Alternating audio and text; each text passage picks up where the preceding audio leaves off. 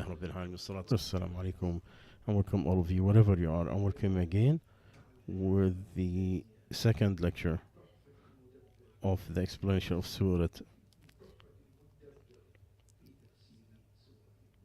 Al-Muddathir.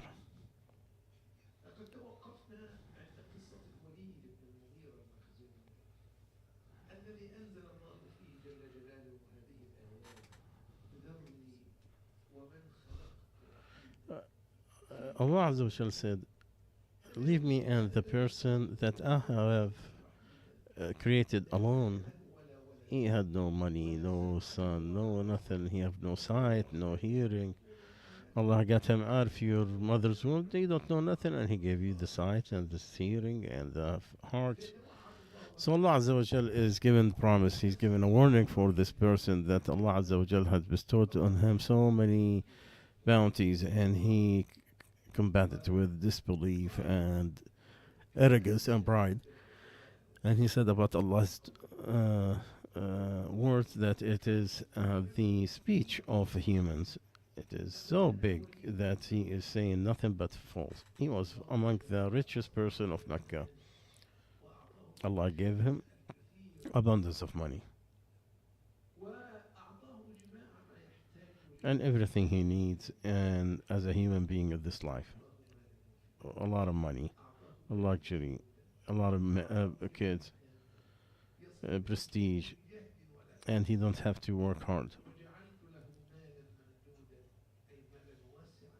Meaning Allah made him a lot of money, whether it is some money or, and then he have kids that don't travel, but they hire people, all their investments, and they just sit there with their father so he could enjoy them. He could enjoy their brothers in front of him. There is no need for them to leave for trade or anything, because I have a lot of money.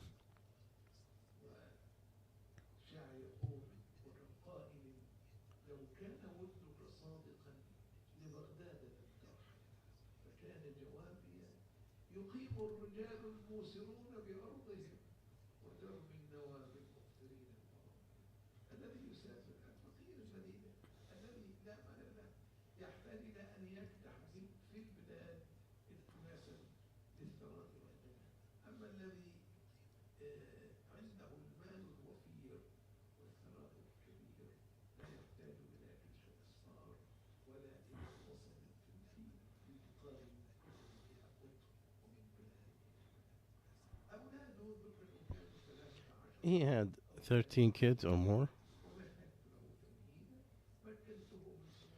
Allah gave him so many things. He gave him all type of luxury, very good ways.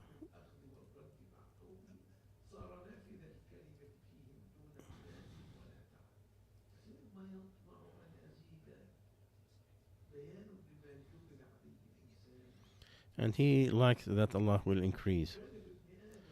Allah said if the son of Adam he had 2 valleys of gold, he will ask for a third one. He was stubborn. He will not reach what he wants. He was very stubborn. And he used to combat Allah's messages and the truthfulness of our message, of our messenger. Though he accused him to be a magician. And Al-Walid after this kept and decreased in his money until he died.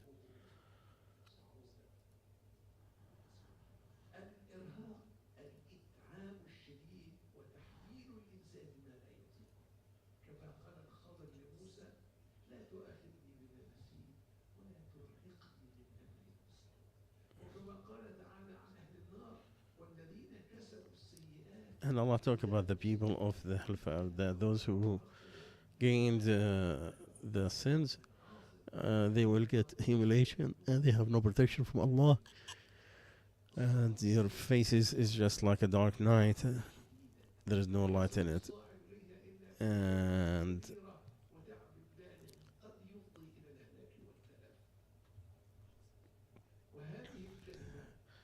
so this word Saud meaning that he's going up, meaning he's going hard.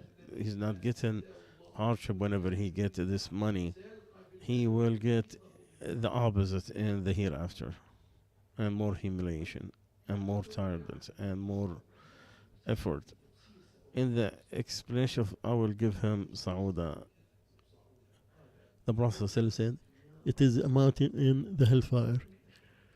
He will be asked to ride it. If he put his hand, it will melt. And if he take it, it will come back. If he put his leg, it will uh, melt. And then the rock in the hellfire, he is required to ride it and he can't. There is punishment, there is no relief. He thought, Allah Azza wa Jal is telling us how he was stubborn. He thought about the word of Allah. He contemplated about the Quran. What can he create about the lies about the Quran when he was asked about it? This person, this loser, he kept thinking. He prepared himself statement about the Prophet ﷺ. And this is it shows you that he deserved the Allah said, and he was killed how he had decreed from his word. Allah is criticizing for this stupidity, foolish thinking, of evil thinking. Allah is promising to be kicked out of his mercy and to be under the anger of Allah.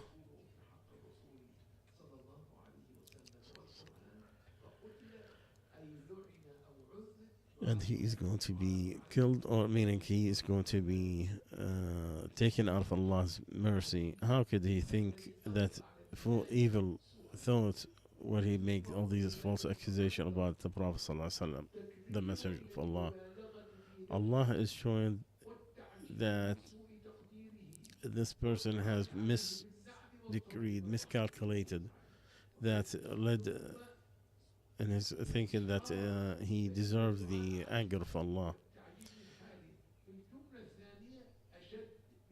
So when Allah repeated that, it is more severe about the second. Then Allah talked about him that he looked and then he grinned and he hated what to say about the Prophet.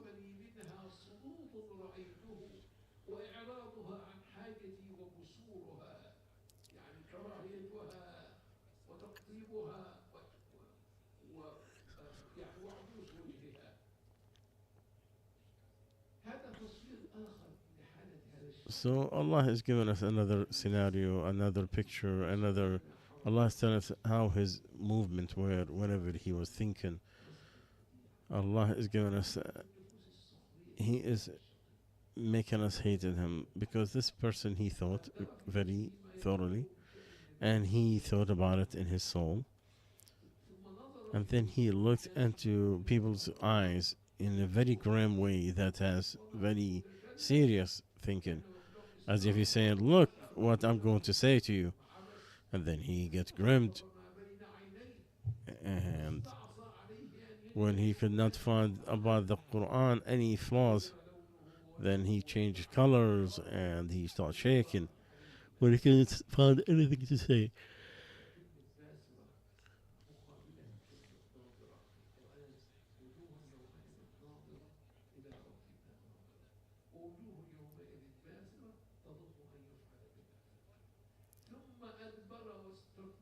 Then he went away from the truth and took a step back and refused to follow and follow the Quran. And he claimed that it is magic that Muhammad is taken from others, from those before him, and it is the speech of the humans.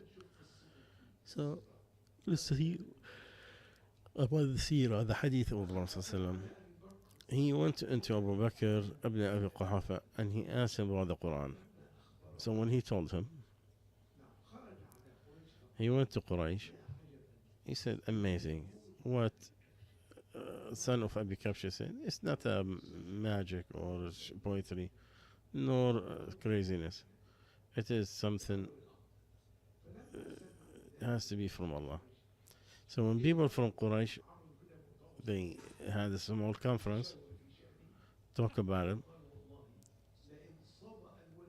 They said, if Al-Walid followed, everybody's gonna follow him. When he heard, Abu Jahl heard that,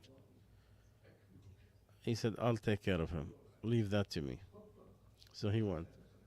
So he entered his house. He said, don't you see some people have gathered the money, the charity? He said, charity? I have more money than anyone. He said, they're talking that you're going to Abi Quhafa so he could get some of his food. So he's trying to entice him. He said, my people talk about this, by Allah, I will not get close to him or Umar or Abi Kabsha, and his name is nothing but magic. So Allah sent, leave me and that I created alone to the end. It will not leave him and it will not get rid of them. In another narration of Al-Ikrama, that Al-Walid came to the Prophet ﷺ and he recited the Quran to him. So he softened to it. Then Abu Jahl found out about it. He said, my uncle, your people wants to get some fundraising for you. He said, why? He said, they'll give it to you. They're saying, you went to Muhammad, you trying to get you want some money from him.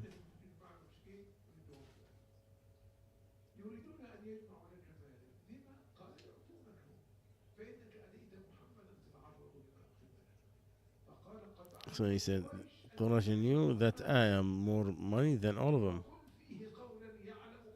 Then he told him, say something that you deny what he said, and you hear him.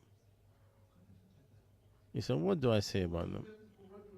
He said, no money, no poetry more than me, and it's all its types, or the jinn. It's not close to what any of that. And Allah, there is a sweetness to His speech, and to show what's beyond it, and it's high and nothing higher than it. He said, your people will not accept until you say something about him. He said, let me think. So when he thought, he said, this is magic that he's brought from somewhere else, that he take it to somebody else. Then Allah said, leave me and those that the one I have kept created alone. Then Allah had promised that He's going to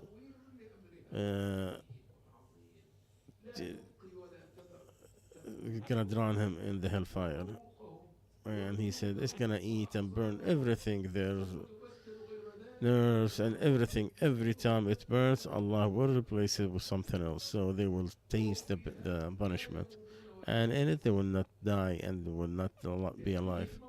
They get the death from every angle, and he's not gonna die. And behind him there is more severe punishment.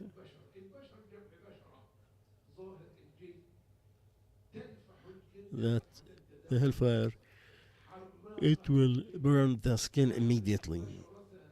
It will burn it and will change the color, makes it dark. It makes darken the face. That's hellfire. That changes the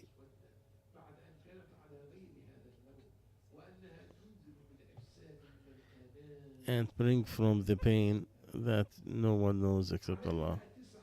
It has 19 guards. They are great in their creation. They are very tough and rough.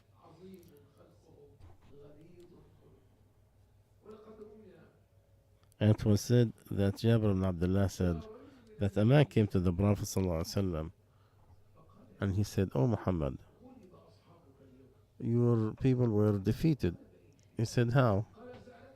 He said, the Jews asked him, "Did your prophet tell you about the number of the guardians of hellfire?" He said, "No, we don't know until we asked the prophet." He said, "So people are beaten, they are beaten because they know nothing they know." And they said, "We'll ask our prophet, how can they be beaten on that?" He said, "Let me have the enemies of Allah." But they asked their prophet to show him Allah. So he asked us, he said, they asked him the question. So he kept that they are 19.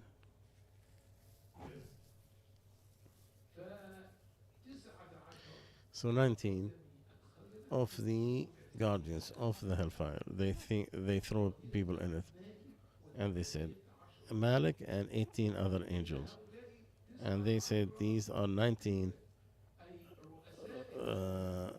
the elite of the guardians, and the number of guardians is a lot.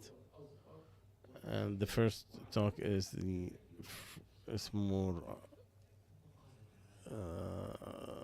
truthful. Then Allah said, "We did not make the people of the hellfire the guards except angels. They are very tough and rough." This ayah is a reply to the people of Quraysh when they asked about the number.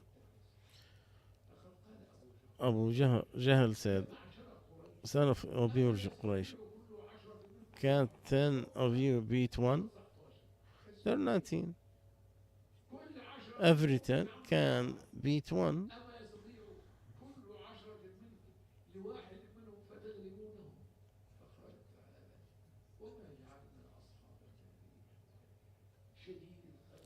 Allah said that there's angels, they are very tough and no one can beat them. And it was said that one of the disputants of Mecca, Abu Rashidin, killed Ibn Usaid. He said arrogantly, "Son of Abi Quraysh, let me have two. And I will take care of 17. You fight two and I will fight 17." Because he is deceived by himself and he had the power. He will ask the skin of the cow and they can't take it from underneath. The skin will, and he will not move an inch. Asadi said, and he's the one who asked the Prophet ﷺ to wrestle him. And if he said, "If you beat me, I'll believe." So he beat him several times and he never believed in the Prophet ﷺ. And Ibn Ishaq said, the wrestling,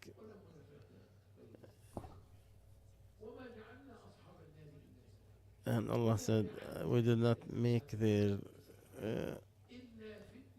their number except to a testament for those who disbelieved." We are testing people to see those who got the book.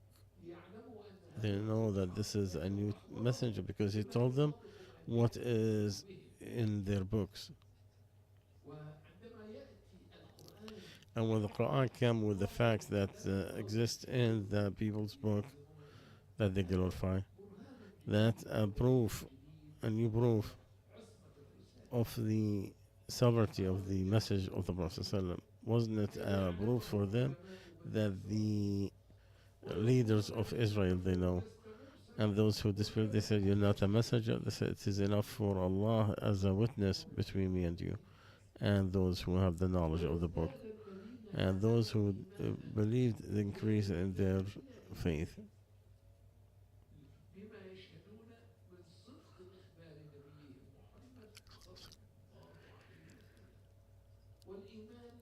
And the faith increase and increase with the obedience and of Allah, and decrease with the sins. It's not. It's flexible.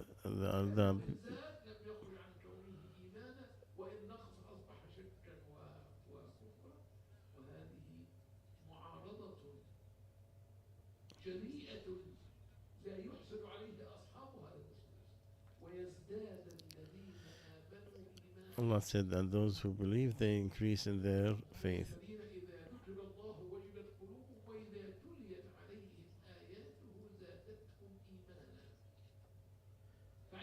So when they believe, the Muslims, of the truth, a new truth, that will increase in their faith. And when they get the testimony of the people of the book, that will increase in their faith. And how and where?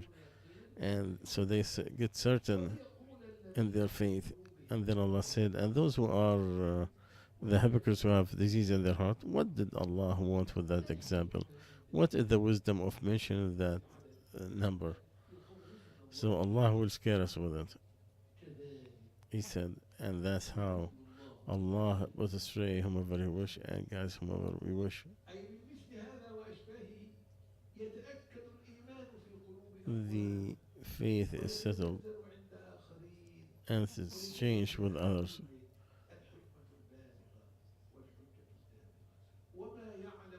And no one knows the soldier of your Lord except Him. Don't think that Allah don't have except 19 soldiers. No, He have. No one knows how many He has except Him.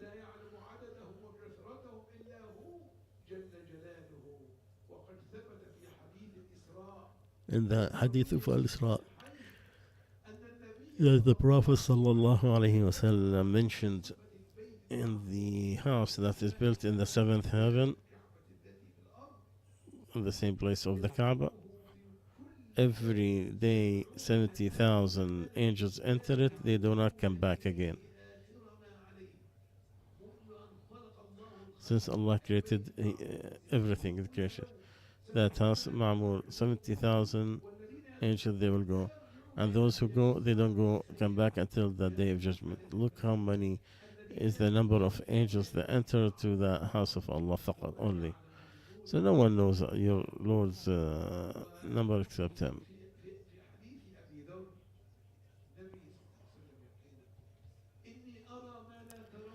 The Prophet ﷺ said, I see what you don't see and I hear what you don't hear. There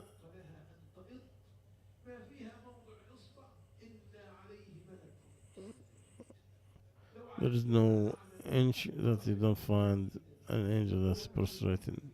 If you know what I know, you will cry a lot and you will laugh a little and you will not enjoy sex with your wives. And you'll go to the outside so you could seek Allah. There is no place in heaven, not even a palm area, and there is an angel standing or prostrating to Allah, or one prostrating to Allah. So of the day of judgment, they said, all of them, praise all to you, oh Allah, we did not worship you the right way, except we didn't have any associate, a partner with you.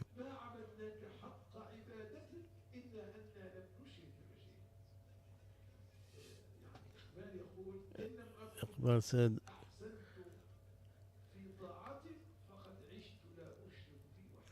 if I didn't do good in your obedience, at least I lived without having partners with you.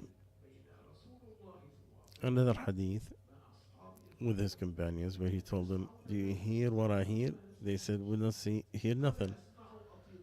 He said, I hear the heavens is about to be exposed. And it has every inch there is like a angel standing or making it. And another narration, for the area of 4 fingers, you will not find anything empty because all of the angels have filled the heavens, the horizon in the heavens. Praises also Allah Azza wa Jal.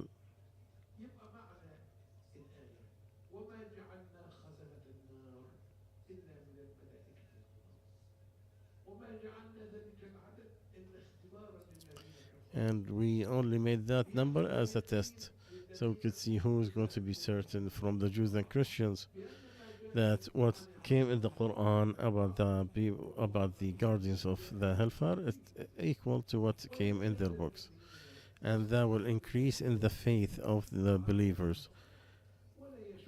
And there's no doubt in that, not the people of the book or the believers.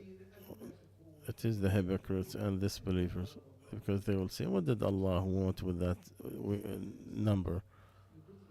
Allah, He put astray whomever He wants, and He guides whomever He wants. And the guidance and misguidance is only in the hand of Allah. Whomever Allah wants good to him, He will open his heart to Islam.